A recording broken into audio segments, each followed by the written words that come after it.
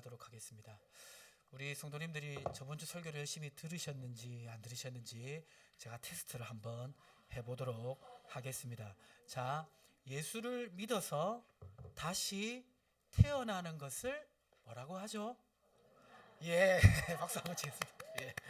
설교를 잘 들으셨네요. 예, 거듭남이라고 합니다. 자, 그러면 여러분은 거듭나셨습니까? 예, 이 질문을 저기 이단에서 많이 한대요. 거듭나셨습니까? 이렇게 하면서 대답을 못하면 이제 먹잇감이 되도록 그렇게 공략을 한다는데 이렇게 대답을 잘해서 아주 감사합니다. 자, 그러면 거듭났다고 했는데 내가 거듭났는지 안 거듭났는지 어떻게 알 수가 있을까요? 어떻게 할 수 있죠? 누구를 믿으면 거듭난 거죠? 예, 예수님을 믿으면 거듭난 것입니다. 예수를 믿으면 거듭난 것인데 왜 그러냐면 예수를 믿는다는 것이 저번 주에 제가 말씀드렸을 때 예수를 믿는다는 것이 네 가지 말씀드렸죠. 무엇입니까? 예, 첫 번째는 실존 인물이고, 두 번째는 하나님의 아들이고, 세 번째는 나를 위해 죽으시고 부활하셨고, 네 번째는 내가 그 예수님과 그렇죠. 예, 아주 잘하고 계세요. 예, 자, 이게 일반인들은 이게 안 믿어져요. 1번까지는 믿어지거든요. 2번까지도 믿어질 수도 있을 수도 있어요. 예, 유실론자들이지만 그 신앙 고백이 없으신 분들도 있을 수 있거든요. 그런데 3번과 4번은 자연인은 일반적으로 믿어지잖아요. 그러면 내가 어떻게 믿을 수 있었나? 그것을 고린도전서 12장 3절에 기록하고 있는데 한번 읽어보시겠습니다. 시작. 그러므로 내가 너희에게 알리노니 하나님의 영으로 말하는 자는 누구든지 예수를 저주할 자라 하지 아니하고 또 성령으로 아니하고는 누구든지 예수를 주시라 할 수 없느니라. 자, 여기 보니까 성령이 아니고는 예수를 주님이라 고백할 수 있다 없다? 예수님이 나의 구주로 믿어지는 것은 나의 자연적인 반응이 아니라 성령을 통해서 거듭나야 예수가 믿어져요. 예, 그렇기 때문에 우리가 예수가 믿어주고 나의 주님이라고 고백하는 순간 우리는 부활하신 예수님과 연합되기 때문에 예수가 믿어진 그 순간이 바로 내가 예수의 생명으로 거듭난 순간입니다. 말이 좀 어렵죠? 그냥 쉽게 생각하면 예수 믿는 순간 내가 거듭났고 내 속에 새 생명이 있구나라는 것입니다. 아시겠습니까? 근데 이게 머리로는 이해돼도 마음속에 느껴질 수도 있고 안 느껴질 수도 있어요. 자, 그런데 그 느낌은 우리 믿음의 근거가 아닙니다. 어떻게 할 수 있냐면 갓난아기가 태어나면 갓난아기가 엄마 아빠가 누군지를 알아요, 몰라요? 갓난아기가 태어나자마자 바로 아빠 이렇게 하는 경우는 없어요. 그렇죠? 예. 갓난아이는 자기가 누군지도 몰라요. 예. 자기 이름을 인식하는 것도 한참 걸립니다. 그런데 그 아이에게 생명이 있습니까? 없습니까? 있죠. 그리고 신생아실에 가면 누구 아기라고 분명히 자기의 신분도 아기지만 있습니다. 마찬가지로 예수를 믿었는데 내가 하나님 자녀인 것이 막 이렇게 강하게 안 느껴지더라도 내가 예수를 믿었다면 나는 거듭났고 나는 하나님의 자녀가 되었는 줄 믿으시기 바랍니다. 자, 그래서 우리 모두는 다 거듭났어요. 거듭난 생명을 가지고 있습니다. 자, 그러면 거듭난 생명을 가진 내가 어떻게 살아야 될까요? 거듭난 생명은 어떤 삶을 살아야 될까요? 자, 첫 번째 읽어보겠습니다. 시작. 예수님이 이루신 것을 내가 이룬 것으로 여겨야 합니다. 자, 뭐라고요? 예수님이 이루신 것을 내가 이룬 것으로 여기며 살아야 됩니다. 로마서 6장 10절에 보면요 이렇게 말하고 있는데 그가 죽으심은 죄에 대하여 단번에 죽으시며 그가 살아계심은 하나님께 대하여 살아계심이니 이와 같이 너희도 너희 자신을 죄에 대하여는 죽은 자요 그리스도 예수 안에서 하나님께 대하여는 살아있는 자로 여길지어다. 말이 어려운데 로마서 읽을 때마다 이게 무슨 말일까 여러 번 생각하셨을 수도 있을 것입니다. 이게 무슨 말이냐면 예수님이 십자가에서 죽으시고 부활하셨죠. 부활하신 예수님은 죄와 상관이 있습니까? 없습니까? 자, 십자가에서 죽기 전에 예수님을 향했던 하나님 아버지와 부활하시고 나서 예수님을 바라보시는 하나님 아버지는 태도가 완전히 다르죠. 그렇죠? 죽기 전에는 죄에 대한 저주로 예수님을 바라보셨지만 부활하시고 나서는 죄값도 다 치르시고, 그리고 부활하심으로 하나님이 기뻐하시는 모든 조건을 다 이루셨기 때문에 부활하신 예수님을 바라보시는 하나님 아버지의 마음은 어떤 마음이냐면, 하나님 기뻐하시는 모든 요구 조건을 다 이루신 예수님을 하나님 아버지는 바라보십니다. 그래서 우리도 예수님을 믿으면 우리를 바라보는 시각도 하나님께서 그렇게 바뀐다는 거예요. 그래서 우리도 어떻게 하게 되냐면, 내가 예수를 믿는 순간 예수님과 연합되는데, 어떤 예수님과 연합되냐면 부활하신 예수님과 연합되기 때문에 우리도 부활하신 예수님처럼 죄하고는 상관이 없는 자요, 하나님이 기뻐하시는 모든 조건을 이룬 자로 여겨야 된다는 것입니다. 아멘이십니까? 자, 그래서 우리는 그렇지 않을지라도 그렇게 여겨야 됩니다. 저기서 여긴다는 것은 간주하다라는 의미가 있어요. 그것은 실제로 그렇게 느껴지지 않더라도 그렇게 믿음으로 받아들여야 된다는 것입니다. 부활하신 예수님은 영원한 생명을 가지고 계십니다. 부활하신 예수님과 연합된 나도 영원한 생명을 가지고 있는 줄 믿습니다. 제가 어저께 시찰에 갔다 왔는데요. 가기는 싫었지만 제가 막내라서, 여기 목사님 세계도 막내가 있거든요. 제가 노예 막내이자 시찰의 막내래 가지고 오라면 가야 되고 안 갈 수가 없어요. 가니까 이제 어떤 얘기를 들었냐면, 저희 그 시찰에 어떤 이제 목회 잘하시는 목사님이 계신데, 이분이 직장암 3기로 그렇게 발병이 되셔서 정밀 검사를 했는데 직장암뿐만 아니라 폐암 말기 판정을 받으셨어요. 그리고 혈전이 있으셔가지고 항암 치료도 안 되고 수술도 어려운 상황이 되었습니다. 그래가지고 이제 제가 월요일마다 그 노예 축구팀에 어쩔 수 없이 가서 축구하고 있는데요. 같이 축구하시던 목사님이신데, 이분이 이제 그렇게 발병되었다는 얘기를 듣고 많은 목사님들이 슬퍼하고 계셨는데, 막상 그 목사님을 만나고 오신 분이 표정이 너무 환하다고 그렇게 얘기하더라고요. 지금 이제 산에서 민간요법으로 수술이나 이런 게 안 되니까 그냥 맨발로 이제 5시간씩 다니면서 민간요법을 하고 계시고, 이렇게 위로하러 오신 목사님께 하는 얘기가 뭐냐면, 하나님께서 나를 낫게 해주실 것이다. 그리고 만약에 내가 안 낫더라도 나는 천국 갈 것이다 라고 말하면서 기쁘게 그렇게 위로하러 오신 목사님을 대하셨다고, 그 이제 위로하러 가신 목사님이 얘기하는 것을 듣고 참 인상적이었는데요. 그분은 지금 천국이 저 멀리 있는 것이 아니라 천국이 자기에게 소유하고 있음을 믿고 있습니다. 왜 그렇습니까? 예수를 믿고 거듭났기 때문입니다. 여러분도 느껴지지 않을지라도 천국을 소유하고 계신 줄 믿으시기 바랍니다. 자, 그리고 예수님은 십자가에서 죽으셔서 우리 죄값을 다 해결하셨습니다. 그래서 예수님과 연합된 우리도 우리의 모든 죄에서 용서받았는 줄 믿습니다. 자, 그런데 죄에서 용서받은 우리에게 적용되는 적용점이 2가지가 있는데, 그것이 뭐냐면, 십자가에서 예수님이 못 박혀 죽으실 때 죄인된 우리도 어떻게 됐다고 제가 말씀드렸죠? 함께 못 박혀 죽었다고 제가 우리 태롱 집사님하고 우리 옹범 형제한테 물어봤죠. 그때 함께 죽었다. 죄인인 내가 함께 죽었다. 믿으십니까? 자, 그런데 죄인인 내가 죽었을 때 죄인인 나만 죽은 것이 아니라 죄로 말미암아 상처받은 나도 함께 죽었다는 것을 믿으시기 바랍니다. 이 상처란 것은 죄의 결과이거든요. 우리는 살아가면서 많은 상처를 주고받습니다. 그런데 죄인된 내가 죽었을 때 죄인된 나만 죽은 것이 아니라 죄의 결과로 상처받은 나도 죽었는 줄 믿으시기 바랍니다. 그래서 예수를 믿고 복음을 믿으면 어떤 일이 벌어지냐면요, 이사야서 53장 5절 말씀에 보면 이렇게 기록되어 있습니다. 읽어보겠습니다. 그가 찔림은 우리의 허물 때문이요 그가 상함은 우리의 죄악 때문이라.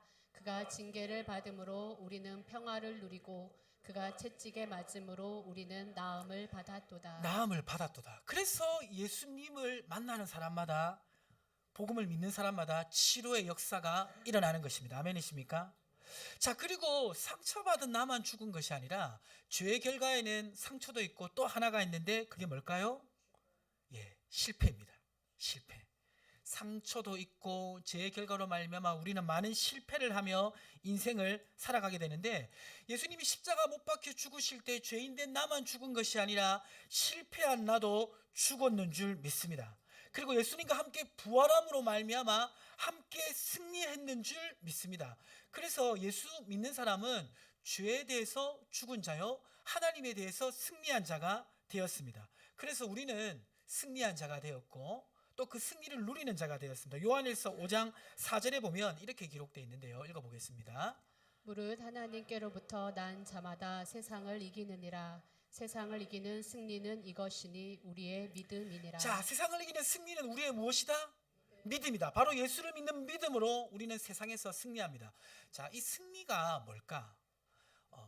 승리는 하나님이 기뻐하시는 모든 뜻을 이루는 것이 승리입니다. 승리하고 비슷하지만 우리가 삶에서 추구하는 것이 있는데 그게 뭐냐면 성공이에요. 성공.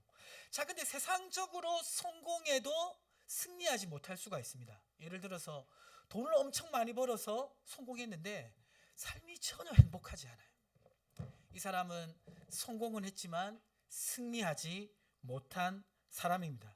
아주 높은 자리에 올라갔음에도 불구하고 삶에 아무런 의미를 못 느끼는 사람도 있습니다. 그 사람도 성공했지만 승리하지 못한 사람입니다. 반대로 성공하지 못했지만 승리한 사람도 있습니다.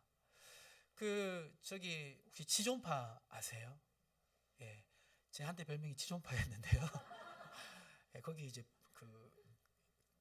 범인하고 저하고 조금 비슷하게 생겨가지고 그랬는데, 예, 그 지존파의 삶을 보면 너무나 잔인한 일을 해서 악한 사람이지만 그 인생을 보면 좀 불쌍하기도 해요. 그 모든 그 삶의 과정이 평탄하지가 않고 너무나 불행한 환경 속에서 너무나 이렇게 차별과 억압 가운데 살다 보니까, 그렇다고 해서 뭐 그 죄를 인정할 수 있는 건 아니지만 정말 그 사람 같지 않게 인생을 다 살다가 그렇게 사형 선고를 받았는데 마지막 감옥에서 회심했습니다. 그 인생은 실패한 거예요. 그러나 하나님 앞에서는 승리했는 줄 믿습니다. 우리 주변에 보면요, 지금 실패해서 너무나 인생을 괴롭게 살아가는 분 있습니까? 없습니까? 있죠. 자, 실패는 성공으로 해결할 수가 없어요. 실패를 이기는 길은 승리입니다. 아멘이십니까? 그래서 인생에 아무로 큰 실패를 맛봤다 할지라도 예수를 믿게 되면 다시 그 삶에 소망이 생기는 줄 믿으시기 바랍니다. 왜냐하면 승리할 수 있도록 하나님이 길을 열어 주시는 것입니다. 예수를 믿을 때 우리는 승리한 자가 되었다고 성경에서 말씀하고 있습니다. 자, 그리고 예수를 믿고 거듭난 사람은 하나님의 자녀로서 신분과 권세를 가졌고, 또 예수를 믿는 사람은 거듭나서 거룩하고 의로운 사람이 되었습니다. 히브리서 10장 10절에 보면 이렇게 기록하고 있는데요. 자, 읽겠습니다. 이 뜻을 따라 예수 그리스도의 몸을 단번에 들이심으로 말미암아 우리가 거룩함을 얻었노라. 자, 거룩한 자가 되었습니다. 거룩한 자가 되는 과정이 아닌가요? 이렇게 물으실 수도 있는데 신학적으로는 거룩한 자가 되었다고 말씀하고 있습니다. 왜냐하면 예수님이 부활하셔서 하나님 앞에 모든 율법의 요구를 이루셨기 때문에 그 예수님과 연합된 우리도 거룩한 자가 되었다고 성경에서 말씀하고 있습니다. 자, 그러면 정리해 보겠습니다. 예수님이 이루셨는데 나에게 이루어진 것들 무엇일까요? 자, 1번부터 저기 7번까지 있죠. 자, 저것을 기억하시길 바랍니다. 저게 바로 예수님이 이루심으로 거듭난 나에게 이루어진 것입니다. 자, 이것을 내가 삶 속에서 경험하는 제일 좋은 방법이 있는데 그것이 뭐냐면 저것을 아침마다 선포하는 것입니다. 그래서 제가 선포문으로 만들었는데요. 자, 한번 같이 읽어보겠습니다. 시작. 예수님께서 십자가에서 죽으실 때 나도 나의 모든 죄와 상처와 실패를 안고 함께 죽었습니다. 주님이 부활하실 때 함께 부활함으로 새로운 생명을 가진 자가 되었습니다. 영원한 생명을 가졌습니다. 죄용서함 받고 의롭다 하심을 받고 거룩한 자가 되었습니다. 하나님의 자녀로서 새로운 신분과 권세를 가지게 되었습니다. 이것이 바로 예수를 믿는 거듭난 자에게 이루어진 것입니다. 아멘이십니까? 안 느껴질지라도 아침마다 선포해 보십시오. 제가 예배가 끝나면 카톡방에 올릴 테니까요. 보시고 아침마다 선포해 보십시오. 삶의 변화가 일어납니다. 변화는요, 내가 어떤 사람이 되고자 해서 변화가 일어나는 것이 아니라 어떤 사람이 되었다는 것을 믿고 살아가면 그러한 변화가 일어나는 줄 믿습니다. 로마서 6장 10절에 보면 다시 분명히 말씀하고 있습니다. 하나님께 대하여는 살아있는 자로 어떻게 하라? 여길지어다. 그렇게 믿으라는 것입니다. 이러한 것이 이루어졌음을 받아들이고 살라는 것입니다. 목사님, 그거 그냥 정신 승리 아니에요? 실제로 이루어지지도 않는데 그냥 뭐 살짝 내 마음을 위로하는 잠깐의 그런 마취제 같은 거 아닙니까? 라고 생각할 수 있는데 이것을 보증하시는 분이 있습니다. 로마서 8장 16절 크게 한번 읽어보겠습니다. 시작. 성령이 친히 우리 영으로 더불어 우리가 하나님의 자녀인 것을 증거하시나니. 자, 누가 이것을 보증하십니까? 누가 이것을 증거하십니까? 성령님이 증거하세요. 내가 그렇게 믿음으로 살면 성령께서 그것이 나에게 이루어졌음을 깨닫게 하시고 경험케 하시는 줄 믿으시기 바랍니다. 자, 이것이 거듭난 자의 삶입니다. 두 번째, 거듭난 자는 어떻게 살아야 됩니까? 두 번째, 거듭난 자 어떻게 살아야 되죠? 과거의 정체성으로 돌아가면 안 됩니다. 우리 옆에 계신 분에게 진심으로 그렇게 한번 고백하겠습니다. 과거의 정체성으로 돌아가면 안 됩니다. 한번 외치시기 바랍니다. 예, 진심이 느껴지네요. 서로를 향해서 진심으로 말을 했는데요. 자, 우리가 이렇게 선포하며 살면 하나님 자녀로서 확신도 들고 또 믿음이 자라고 또 놀라운 경험도 하게 됩니다. 자, 그런데 분명히 나의 신분과 정체성은 변화되었는데 또 변화됐다고 목사님이 말씀도 했는데 그런데 좀 이해 안 되는 게 있어요. 뭐냐면 로마서 6장 12절에 기록되어 있는데 그러므로 너희는 죄가 너희 죽을 몸을 지배하지 못하게 하여 몸의 사욕에 순종하지 말고 또한 너희 지체를 불의의 무기로 죄에게 내주지 말고, 이 말씀은 앞에 여길지어다 그렇게 믿고 살아라 다음에 나온 말씀이에요. 분명히 나는 연합되었고 변화되었고 새로운 신분과 정체성을 가졌는데 그럼에도 불구하고 죄에 우리의 몸이 지배받을 수 있다라고 말하는 것입니까? 없다라고 말하는 것입니까? 있다라고 말하는 것이죠. 분명히 나는 변화되었고 하나님 자녀가 되었고 죄용서함 받았지만 죄를 지을 수도 있다 없다? 자, 질문. 자, 1번하고 2번. 자, 거듭난 사람도 죄를 지을 수 있을까요? 없을까요? 있습니까? 없습니까? 자, 있다 1번, 없다 2번 한번 손 들어 보겠습니다. 하나, 둘, 셋. 예, 1번, 2번 이렇게 해두시면 되는데 거듭난 사람도 죄를 지을 수 있다 없다? 있어요. 있습니다. 자, 그럼 두 번째 질문 갑니다. 자, 그럼 1, 2, 3으로 한번 들어보시고 짜증나시면 안 드셔도 돼요. 꼭 안 드셔도 되니까 불편하시면 안 드셔도 되니까 편하게 하시면 됩니다. 자, 구원받은 사람이 죄를 지으면 구원이 흔들린다, 흔들릴 수 있다, 흔들리지 않는다. 한번 손 들어보겠습니다. 하나, 둘, 셋. 1번, 2번. 잘 갈리죠. 자, 1번은 없는 것 같고요. 2번 조금 있고 3번이 많은데 정답은 3번입니다. 3번이 없어요? 오타입니다. 죄송합니다. 자, 3번. 답은 3번이에요. 구원받은 죄를 지으면 구원이 흔들리지 않는다. 자, 그러면 다시 또 질문해 보겠습니다. 거듭난 사람이 죄를 지으면 그럼 어떻게 된다는 것입니까? 아주 중요합니다. 거듭난 사람이 죄를 지으면 구원이 흔들리진 않지만 죄를 지을 수 있다 없다? 있다. 자, 여기서 아주 중요한 게 있어요. 그러면 자, 다음 거 넘겨주시면 거듭난 사람이 구원이 흔들리지도 않고 죄를 지을 수도 없다고 믿는 이단은, 그렇죠, 박수. 정답입니다. 구원파예요. 구원파는 어떻게 믿냐면 구원이 흔들리지 않을 뿐만 아니라 죄를 지어도 죄가 아니다. 그거는 네 느낌이지 죄가 아니라고 말하는 거예요. 그래서 네 마음대로 살아도 상관없다라고 말하는 것이 구원파인데, 이 구원파는 사실 옛날에 영지주의랑 같은 겁니다. 영지주의가 영은 거룩하고 육신은 거룩하지 않기 때문에 우리는 영이 구원받았기 때문에 육신을 죄를 지어도 그는 죄가 아니라고 하는 이단이 영지주의인데요. 자, 이 구원파에 빠지는 사람은 어떤 사람이냐면 구원의 확신이 없으면 구원파에 빠져요. 구원의 확신은 뭡니까? 내가 예수를 믿어서 구원받았고 그 구원이 흔들리지 않는다는 믿음을 가지는 것이 구원의 확신이에요. 근데 구원의 확신이 없는 사람에게 너 예수를 믿으면 구원이 흔들리지 않아 라고 말을 하면 혹하겠습니까? 혹하지 않겠습니까? 혹하죠. 빠지게 됩니다.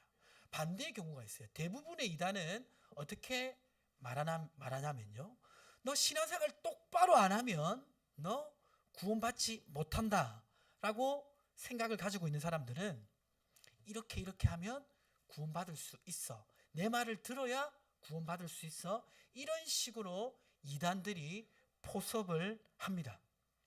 주변에 때로는 이단이나 또 구원의 확신이 없어서 흔들리는 분들이 있습니다. 이런 분들은 누구한테 상담을 받아야 되겠습니까? 저는 상담을 받으면 되는데요. 여기로 이메일 보내시면 됩니다. 이메일 보내시고 혹시나 저기 멀리 외국이나 지방에 계신 분들은 저한테 메일 주시면요, 제가 줌을 잘합니다. 제가 옛날에 줌으로 저 캐나다 계신 분하고 성경 공부도 했었던 적이 있는데요. 줌으로 상담해 드리도록 하겠습니다. 자, 그러면 구원받은 사람도 죄를 지을 수 있다. 자, 이것을 제가 이해하기 쉽게 이야기로 한번 설명을 해보겠는데요. 자, 이야기가 있는데, 자, 이 이야기 저번에 이어지는 이야기입니다. 자, 넘겨주세요. 자, 저기 보니까 지금 세 사람이 등장하는데 어떤 사람이 등장하죠? 처음 등장하는 사람이 샘물왕이죠. 이 샘물왕은 거지 미드미를 왕자로 삼았어요. 그리고 두 번째 등장하는 인물이 누굽니까? 거룩 왕자입니다. 이 사람은 샘물왕의 아들이고 왕자였지만 자기가 죽고 대신 평소 친하게 지내던 거지 친구 미드미를 왕자로 세우고 죽었어요. 마지막에 등장하는 인물은 누굽니까? 미드미입니다. 미드미는 거지로서 제수로 살다가 거룩왕의 그런 사랑과 샘물왕의 선택에 의해서 왕자가 되어서 살아가는 사람이 미드미입니다. 자, 미드미가 이 왕궁에 들어가서 삶을 살았어요. 왕자로서 한 번에 잘 살았을까요? 살지 못했을까요? 옷도 분명히 왕자 옷이고 머리에 관도 썼고 사람들은 다 왕자님 하지만 자신의 마음속에서는 자기가 왕자인 것을 쉽게 받아들이지 못했습니다. 아직 거지의 습관이 남아 있었던 것이죠. 이 거지의 습관이 제일 먼저 경험되었을 때는 언제였냐면 요리사가 맛있는 요리를 하다가 실수로 닭다리를 미드미 앞에 떨어뜨렸어요. 보자마자 미드미는 어떻게 했을까요? 얼른 주워가지고 그것을 뜯었습니다.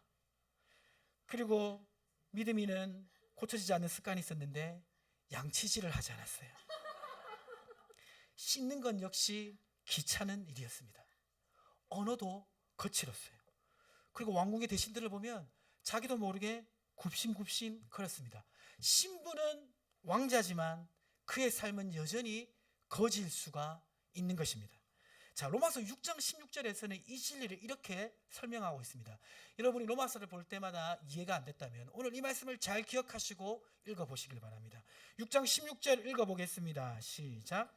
너희 자신을 종으로 내주어 누구에게 순종하든지 그 순종함을 받는 자의 종이 되는 줄을 너희가 알지 못하느냐. 자, 여기까지 읽겠습니다. 누구에게 순종하든지 그 순종받는 자의 종이 될 수 있다 없다?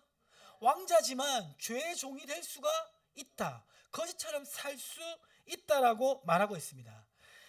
예수를 믿고 신분이 바뀌어도 신분대로 살지 않을 수 있습니다. 크리스찬도 그렇습니다. 하나님의 자녀가 되었음에도 자녀답지 않게 살아갈 수가 있습니다.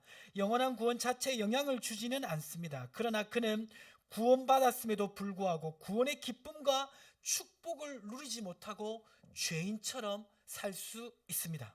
자, 그럼 이렇게 죄인처럼 살아가고 있을 때 어떻게 해야 될까요? 어떻게 해야 되죠?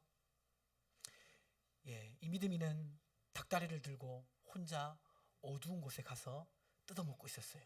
그때 믿음이를 부르는 소리가 들렸습니다. 샘물왕의 소리였습니다. 왕자야, 믿음 왕자는 어디 있냐? 이렇게 불렀습니다. 그때 깜짝 놀랐어요. 그러면서 거울을 보고 다시 한번 스스로 깨달았습니다. 아, 나 왕자지. 나 이거 지금 이 닭다리 안 먹어도 조금 지나면 맛있는 음식을 요리사가 준비해 주지. 그래서 먹다만 닭다리를 버리고 옷을 바로 하고 그리고 목소리를 가다듬고 샘물왕에게 나아갔습니다. 우리가 하나님 자녀처럼 살아갈 수도 있지만 죄인처럼 살아갈 수도 있습니다. 죄인처럼 살아가다가 다시 하나님 자녀로서의 신분을 깨닫고 그 삶을 돌이키는 것을 두 글자로 뭐라고 할까요? 맞습니다. 그것이 바로 회개입니다. 하나님께서는 우리를 하나님 자녀로 삼아주셔서 우리가 신의 성품에 참여할 수 있는 자가 되었음을 분명히 말씀하고 있습니다. 베드로서 1장 4절에 보면요, 이렇게 기록하고 있습니다. 세상에서 썩어질 것을 피하여 신의 성품에 참여하는 자가 되게 하려 하셨나니. 하나님의 자녀로서 거룩한 삶을 우리는 살아갈 수가 있습니다. 자, 근데 살아가기 위해서는 뭘 해야 되냐면 디모데전서 4장 7절에 보시면 이렇게 기록하고 있는데요. 읽어보겠습니다. 망령되고 허탄한 신화를 버리고 오직 경건에 이르기를 연습하라. 이 믿음이는 왕자로서의 삶을 연습하기 시작했습니다. 목소리도 태도도 그리고 이전에 거룩 왕자가 어떻게 살아갔는지 그것도 알아보면서 연습하고 훈련해서 왕자답게 삶을 살아가는 것입니다. 마찬가지로 우리도 경건에 이르기를 연습을 해야 되는데요. 자, 우리가 이렇게 살아가려고 할 때 우리를 도우시는 분이 있는데 갈라디아서 5장 17절에 보면 이렇게 기록되어 있습니다. 자, 크게 한번 읽어보겠습니다. 시작. 육체의 소욕은 성령을 거스르고 성령은 육체를 거스르나니 이 둘이 서로 대적함으로 너희가 원하는 것을 하지 못하게 하려 함이니라. 자, 이 말씀은 뭐냐면요, 우리가 하나님 자녀처럼 살아가려고 하면 하나님 자녀처럼 우리가 살아갈 수 있도록 하나님께서는 우리를 도우시는데 누구를 통해 도우시죠? 성령을 통해 도우십니다. 자, 근데 보시면 여기 지금 이 성령을 거스르는 것이 있는데 무엇이 성령을 거스르죠? 이전에 거지처럼 살던 습관, 죄인처럼 살던 습관은 강하게, 아주 강하게 우리를 죄인처럼 살도록 이끕니다. 그렇지 않습니까? 경험하고 있지 않습니까? 그렇죠? 나 하나님 자녀지만 죄인처럼 살도록 강하게 우리를 이끌어요. 자, 근데 이 강한 게 죄성이 우리를 강하게 이끄는 만큼 무엇도 우리를 하나님 뜻대로 살도록 이끄십니까? 성령도 강하게 우리를 하나님 자녀처럼 살도록 이끄십니다. 자, 여기에 나의 선택이 있어요. 그리고 무엇이 있냐면 한번 끌려가기 시작하면 점점점 끌려가는 그런 법칙이 있습니다. 그래서 죄를 계속 짓다 보면요, 점점점 죄에 익숙해지고 나중에는 죄 짓는 것이 자연스러워지고 나중에는 내가 하나님 자녀로서의 신분도 잊어버리게 돼요. 자, 근데 반대의 경우도 생각합니다.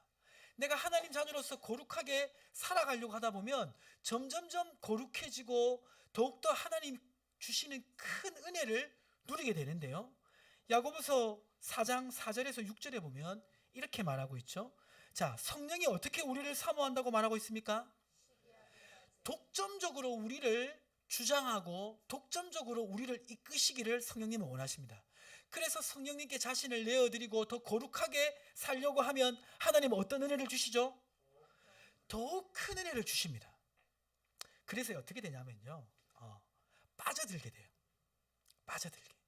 죄를 계속 지으면 죄에 빠져듭니다. 거룩한 삶을 계속 살면요, 그 거룩한 삶이 주는 기쁨과 평안이 넘치기 때문에 거기에 빠져들어요. 여러분 역시 요새 뭐에 빠져들고 있습니까? 지금 내가 요새 빠져들고 있는 거 있으세요? 제가 궁금해가지고 인터넷에 빠져든다를 쳐봤어요. 빠져든다를 쳐보니까 사람들이 뭐에 빠지는지 알 수 있었어요. 이게 다 기사입니다. 자, 첫 번째 나온 기사가 뭐냐면 춤에 빠지면 헤어나지 못한다. 이 말 진짜일까? 진짜입니까? 마음속으로 예 이렇게 말씀하신 분이 있는데요. 이 빠져들면 너무 재밌잖아요. 빠져들어요. 그쵸? 예. 자, 두 번째는 뭐죠? 그대 손맛을 갈구하는가. 빠지면 헤어나지 못하는 낚시입니다. 빠지면 헤어나지 못해요. 지금 교회에 앉아 계셔야 되는데 지금 낚시터에 계신 혹시 가족들이 있다면 빠져나와야 되는데 낚시에 빠져들 수도 있어요. 자, 공룡 능선의 매력에 빠지면 헤어나지 못한다. 뭡니까? 예, 등산에 빠지신 분도요 맨날 등산에 가요. 헤어나지 못합니다.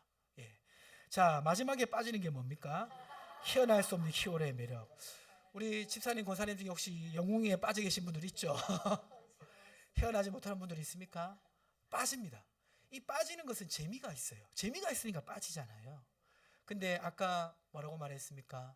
성령의 소욕에 빠져들면 어떤 은혜를 주신다? 더 큰 은혜를 주세요. 이 하나님께 빠져들면요 헤어나지 못합니다. 그 속에 주시는 큰 기쁨과 큰 감격과 큰 능력을 경험하기 때문입니다. 바라기는 우리 모든 성도님들 하나님께 빠져드시기를 주님의 이름 축복합니다. 하나님 자녀로서 자녀답게 살면 이러한 일들이 일어나는 것입니다. 마지막으로 거듭난 자의 삶, 무엇을 기억하며 살아야 될까요? 한번 크게 읽어보겠습니다. 시작. 거듭난 자는 은혜 아래 있음을 깨달아야 합니다. 자, 무엇 아래 있어야 됩니까? 자, 은혜 아래 있음을 깨달아야 됩니다. 이렇게 거룩함에 빠져들고 거룩한 삶을 살면 좋지만 실제로 우리의 삶 속에서 빈번히 일어나는 것은 무엇입니까? 죄에 빠져들게 되는 것이고 죄에 넘어지게 됩니다. 그리고 반복되이 계속 죄를 짓다 보면 스스로 낙심하게 되는 경우도 생깁니다. 그렇지 않습니까? 나는 왜 그럴까? 난 역시 안 돼.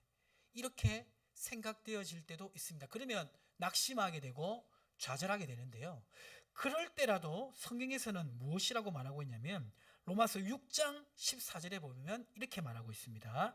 죄가 너희를 주장하지 못하리니 이는 너희가 법 아래 있지 아니하고 무엇 아래 있음이라? 자, 이게 말은 좋은 말인 것 같은데 은혜 아래 있다는 말이 뭐지? 잘 이해가 안 되죠. 예. 자, 그것을 설명한 말이 로마서 5장 20절에 있는데요. 로마서 5장 20절 읽어보겠습니다. 율법이 들어온 것은 범죄를 더하게 하려 함이라. 그러나 죄가 더한 곳에 은혜가 더욱 넘쳤나니. 우리가 살면서 죄를 끊임없이 짓고 죄에 넘어짓고 거룩한 삶을 살다가 또 죄 가운데 빠져들면 나는 안 되는갑다. 나는 한계인갑다. 하나님도 나를 이제는 포기하시겠지라고 생각할 수가 있지만 말씀해 보면 죄가 더한 곳에 무엇이 넘친다? 은혜가 넘친다. 이 말은 무슨 말이냐면 이 말을 이해하기 위해서는요 예화가 필요한데요. 자, 저번 주에 이어지는 예화입니다. 자, 이 예화가 무슨 내용인지 잘 모르시는 분들은 어떻게 하면 되죠? 예, 유튜브에 가서 밀락새 물개 치시면 저번 주 설교를 볼 수가 있는데 그것을 한번 들어보시면 되겠습니다. 자, 어마어마한 부자 누굽니까? 돈 많은 씨, 그렇죠? 그리고 이 부자의 아들 물순이, 그리고 부자의 친구 돈 대신 아저씨가 있는데 어마어마한 돈을 가졌지만 그 아들로 태어난 물순이는 모든 재산을 탕진해서 이 돈 많은 아저씨의 돈 많은 아버지의 친구였던 대신 아저씨한테 돈을 계속 빌리러 갈 수밖에 없었습니다. 이야 기억나시죠? 자, 돈을 한번 빌렸어요. 한번 빌리니까 아저씨가 안 갚아도 된다 이렇게 말했어요. 그래서 아저씨가 나한테 호의를 베푸는구나 그렇게 생각하고 돌아갔습니다. 근데 살다 보니까 또 돈이 필요한 거예요. 그래서 또 돈을 빌리러 갔습니다. 그러니까 이번에도 아저씨가 뭐라고 말했냐면 돈을 갚지 않아도 된다. 대가는 이미 지불되었다. 얘기하는 거예요. 그래서 또 살다가 또 안 그러면 좋은데 또 돈을 다 탕진하고 또 돈을 빌리러 가서 아저씨한테 돈을 빌리면서 이번에는 꼭 갚겠습니다라고 이 물스미는 대신 아저씨한테 말했습니다. 근데 대신 아저씨는 또 환하게 웃으면서 뭐라고 말했냐면 대가는 이미 충분히 지불되었다고 말했습니다. 왜 그렇습니까? 아버지가 죽기 전에 자신의 모든 재산을 가지고 백지수표를 만들어 줬기 때문에 살아가면서 물스미가 아무리 많이 돈을 탕진해도 그 탕진한 것은 이미 백지수표로 지불된 값이란 것입니다. 아멘이십니까? 그래서 우리가 가져야 될 확신은 뭐냐면요, 내가 살면서 아무리 죄를 많이 지어도 그 죄보다 더 큰 은혜가 이미 우리의 삶에 있다는 것입니다. 아멘이십니까?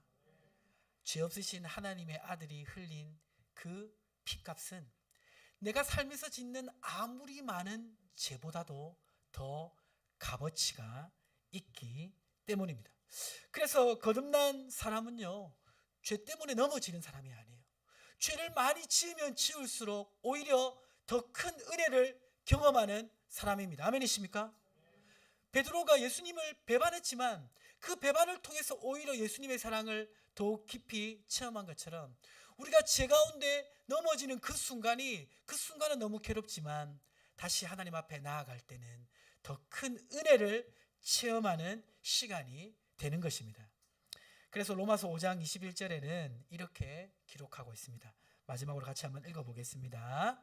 이는 죄가 사망 안에서 왕노릇한 것 같이 은혜도 또한 의로 말미암아 왕노릇하여 우리 주 예수 그리스도로 말미암아 영생에 이르게 하려 함이라. 죄를 살면서 계속해서 짓고 회개하고를 반복하지만 그럼에도 불구하고 이미 값을 지불하신 하나님의 은혜로 우리는 구원에 이를 수 있게 된다라고 말씀하고 있습니다. 말씀을 정리하도록 하겠습니다. 거듭난 자는 어떻게 살아야 합니까? 예수님이 이루신 것을 내가 이룬 것으로 여기며 살아야 합니다. 과거의 정체성으로 돌아가면 안 됩니다. 거듭난 자에게 주시는 은혜 아래 있음을 깨달으며 살아야 합니다. 이 세 가지를 기억하며 살아갈 때 우린 거듭난 자로서 승리하며 살아가게 될 줄 믿습니다. 기도하겠습니다. 하나님 아버지,